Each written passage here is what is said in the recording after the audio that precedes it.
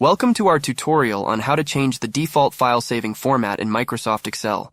If you need help with opening or saving workbooks, check out our previous videos. For this illustration, I'm using an unsaved workbook here. First, let's see the current default file format.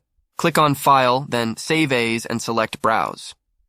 As you can see, the default file format is Excel Workbook. To change the default file format, click on the File tab again, and then select More at the bottom of the menu. Next, click on Options. This will open the Excel Options window.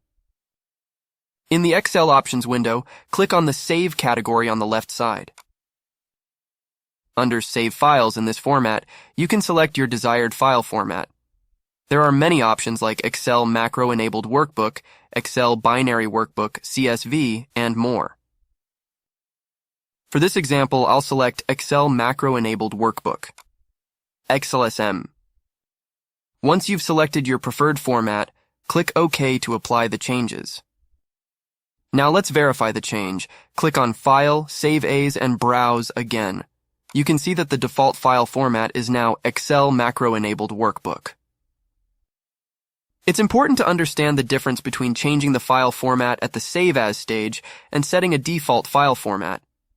Changing the format in the Save As dialog box only affects the current workbook being saved. However, changing the default file format in the Excel options will apply to all future workbooks you create. You can always override the default format at the Save As stage if needed. To recap, open the File tab, go to Options, select Save, choose your desired format, and click OK. This will set your new default file format for all future workbooks. Thank you for watching. We hope this tutorial was helpful. Be sure to check out our other videos for more tips and tricks on using Microsoft Excel.